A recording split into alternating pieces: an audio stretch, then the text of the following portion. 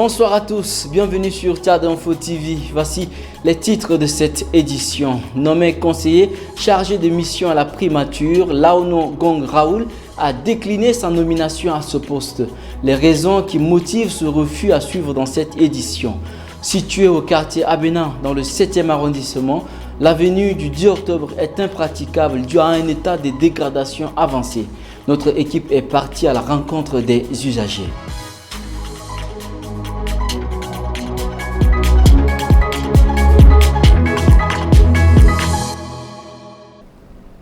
C'est avec fracas que Laono Gong Raoul a décliné sa nomination à la primature comme conseiller chargé de mission. Au lendemain de son refus, notre équipe s'est rendue chez lui. Suivez un extrait de l'équipe de la rédaction. Par rapport à la trajectoire prise par le gouvernement, avec les derniers actes posés, qui pour moi ne vont pas dans le sens de la réconciliation, de l'inclusivité nécessaire, de la solidarité des Tchadiens, alors qu'aujourd'hui, qu'on le veuille ou non, sauf ceux qui veulent faire la politique de l'autruche, notre pays est en péril. Le péril est imminent. Et que face à des périls de ce genre-là, les vrais peuples, les vrais hommes d'État doivent se révéler par leur capacité à transcender leurs égos. L'avenue du 10 octobre située au quartier Abena dans la commune du 7e arrondissement est devenue impraticable aujourd'hui à cause de sa dégradation. Nous avons interrogé les usagers concernant cette route. C'est une voie à double sens, mais vu l'état de sa dégradation avancée, des usagers préfèrent circuler dans un seul sens. Et ça fait plus des années que des engins se côtoient de cette manière au risque des accidents. Chaque jour qui se passe, il y a plus d'accidents sur cette voie. Donc vraiment, je déplore que cette voie soit comme ça. Et l'État doit absolument poursuivre la société qui a construit cette voie. L'année passée, pour passer sur cette voie, il faut d'abord la pirogue. Et les autorités regardent, ils ne pensent même pas à ça. Et c'est sur l'axe d'où les gens empruntent beaucoup. La route, bon, vous voyez, beaucoup les gens empruntent pour aller au travail, bon, en tout cas faire les besoins. En saison pluvieuse, les routes sont impraticables, que ce soit sur les goudrons ou encore dans les quartiers. Les deux, ça cause d'accidents. Moi-même, là, je suis victime. Cette voie, baptisée 10 octobre, a été inaugurée à l'ère du pétrole. Située dans le 7e arrondissement de N'Djamena, elle dessert une grande partie de la capitale. Reportage de Sanda Kaptana et Bekoutou Junior. Nous avons fait une compilation des informations phares de la journée dans l'actualité en bref. Suivez. Le président national de la Convention tchadienne des jeunes pour la paix et la cohabitation pacifique au Tchad, Abel Delpois Sewa, a animé un point de presse ce 12 octobre pour faire le bilan de la tournée du président de transition. L'occasion pour lui de rappeler les grandes promesses faites par le président de transition lors de ses passages dans les différentes provinces du Tchad. Un réseau de 3 organisations féministes a lancé ce 12 octobre 2023 un plaidoyer national sur l'applicabilité des textes relatifs aux droits des femmes dans le cadre du projet de plaidoyer pour la lutte contre les violences basées sur le genre et renforcement du pouvoir économique des femmes dans le 7e et 9e arrondissement de N'Djamena. Il s'agit de l'Association pour l'épanouissement de la femme, l'Association Beauté africaine et la coopérative Agrotech. Le projet est financé par l'Agence française de développement et mis en œuvre par Oxfam Tchad. Quelques jours après la rentrée scolaire dans les établissements publics et privés, les cours ont été suspendus à l'école Sainte-Thérèse et Saint-Kizito de Koumra pour manque d'enseignants. En cause, les mutations et affectations des enseignants de l'État envoyés dans ces établissements par la délégation provinciale de l'éducation nationale. 5 enseignants à Saint-Kizito et 6 enseignants à Sainte-Thérèse. Malgré l'assemblée générale tenue par les parents d'élèves au cours de laquelle il a été convenu de l'augmentation des frais de scolarité pour le recrutement des bénévoles, les élèves sont toujours restés à la maison jusqu'à ce 12 octobre. Hors de nos frontières, précisément au Burkina Faso, le Conseil des ministres a entendu une communication orale relative à la commémoration du 36e anniversaire de l'assassinat du capitaine Thomas Sankara. Selon le porte-parole du gouvernement burkinabé Rimtalba Jean-Emmanuel Ouedraogo, cette commémoration placée sous le très haut patronage du président de la transition sera marquée par des actes forts en hommage au père de la Révolution. Outre le dépôt de gerbes de fleurs, il y aura une cérémonie d'élévation officielle du président Thomas Sankara au rang des héros de la nation. En plus, il y aura la pose de la première pierre qui va marquer le début des travaux de construction du mausolée Thomas Sankara, a soutenu le porte-parole du gouvernement. Pendant plus de 15 ans, il a été locataire. Moussa Madi a décidé de se livrer à nous pour expliquer son calvaire comme celui de plusieurs autres qui vivent en location. Suivez le reportage de Sotne Djagding, Bekoutou Junior et Krios Boyo. Cet homme au visage radieux a vécu le calvaire pendant plus de 15 ans. Tout a commencé quand son père a quitté la terre des hommes et qu'il est obligé de devenir locataire.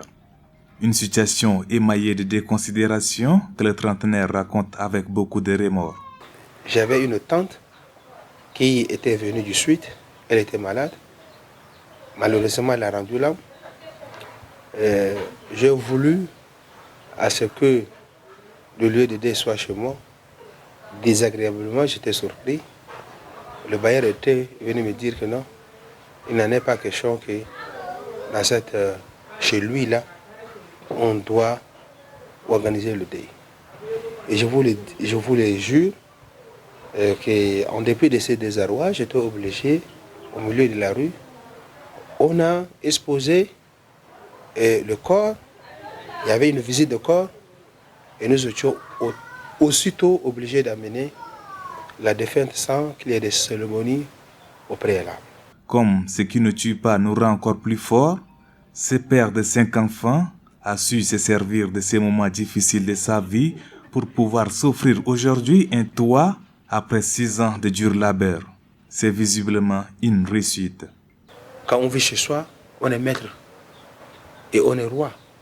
Aujourd'hui, mon souhait le plus humble, c'est également de renouveler ma prière auprès de Dieu, le Tout-Puissant, que les familles qui demeurent encore dans ces calvaires-là, dans les loyers, puissent avoir aussi les leurs. L'histoire de ces pères de famille est aussi celle de plusieurs hommes et femmes qui, au nom de la pauvreté, sont obligés de supporter la colère ou les mauvaises humeurs de leurs bailleurs, face à qui ils ont du mal à honorer leurs engagements. Donner de l'argent aux enfants pour aller à l'école est-elle une bonne ou mauvaise pratique? Notre équipe de rédaction a tendu le micro à quelques parents, chefs d'établissement et un pédagogue pour recueillir leurs avis. Chaque matin, des parents remettent des pièces à leurs enfants pour qu'ils s'achètent des collations à la récréation. Une pratique rejetée par d'autres. Ça arrive régulièrement, surtout les jetons, les 100 francs, les 200 francs par jour, on donne régulièrement aux enfants. Ça leur permet de prendre quand même quelque chose à la récréation. Et pourquoi vous les donnez? Donc juste pour prendre les cacahuètes ou bien les beignets, parce que quand les autres mangent, et que s'ils n'ont rien pour manger à la récréation, ça gêne quand même, ça va leur déranger. Et... Je donne de l'argent à mon enfant parce que quand il vient à l'école et que ses amis mangent à côté, lui il ne mange pas, l'enfant serait mécontent et tu vas le voir triste à côté des autres enfants pendant les heures de récréation. L'argent, je n'habitue pas mes enfants de l'argent, je ne peux pas le manger. Le matin, ils mangent et puis ils partent à l'école. Et pourquoi vous faites cela? Parce que j'évite à ce que, après la 25 mai, 10 francs commencent à disparaître. Quand tu donnes de l'argent à l'enfant, le jour où il n'en trouve pas, là, il va venir chercher. Et il ne te demande pas, il va venir te voler seulement.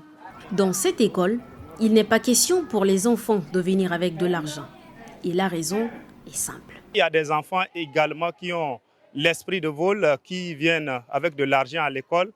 Ils prennent de l'argent sans que les parents ne se rendent compte. Et cela va également compromettre ce que nous faisons ici à l'école. Pour ce pédagogue, il faut plutôt créer un environnement sain aux enfants, pas impérativement leur priver de l'argent.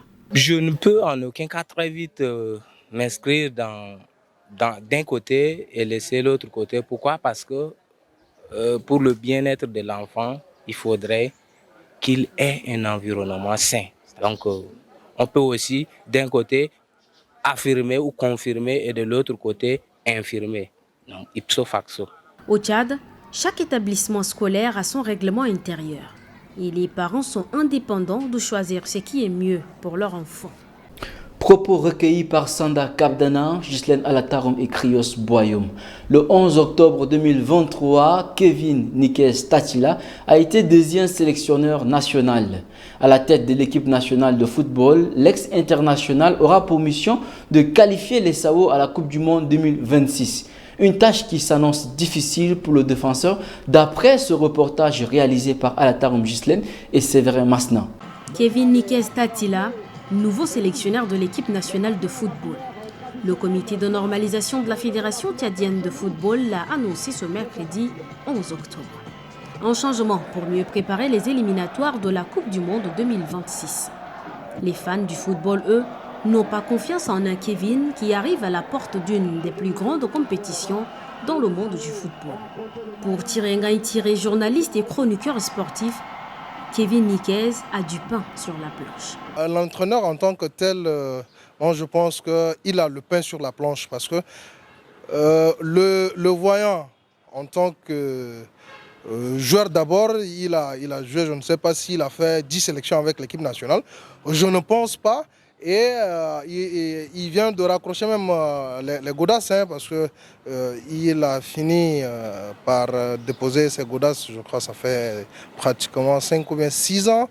Il est entré dans un centre de formation d'entraîneur et voilà, il est sorti nanti d'un diplôme de Nantes. Aussitôt la nouvelle annoncée, une équipe de 24 joueurs a été convoquée. Et dans la rue, la non-convocation du capitaine Ngar Ezekiel fait grand bruit. Non, mais Ngar mérite d'être convoqué parce que c'est lui le capitaine tchadien. Il a été meilleur même capitaine tchadien. Donc, s'il y a cas de besoin, il devait appeler d'abord Ngar dans la première position avant d'appeler les autres. On ne peut pas disqualifier Ngar subitement parce que c'est la politique tchadienne. Comme ils ont sélectionné les joueurs, normalement Ngar sera là avant que les autres puissent sélectionner. Le nouveau sélectionneur a compris et a vu, selon les performances qu'il a étudiées et qu'il a analysées, et que Ngar n'a pas été convoqué. Certes, le sélectionneur a aussi ses tactiles. Si aujourd'hui Ngar n'est pas convoqué, c'est dû aussi à son âge. Il faut dire cela, c'est dû aussi à son âge. Moi, je trouverais qu'Ngar mérite d'être sélectionné, toujours bien convoqué, bien sûr, parce que il reste toujours le capitaine de l'équipe nationale. Et bon, même si c'est vrai qu'en ce moment, l'équipe a des hauts et des bas, nous ne pouvons pas dire tout de même qu'il y a quelqu'un de mieux, quoi. Il a le talent, c'est quelqu'un qui est encore en forme et il doit continuer.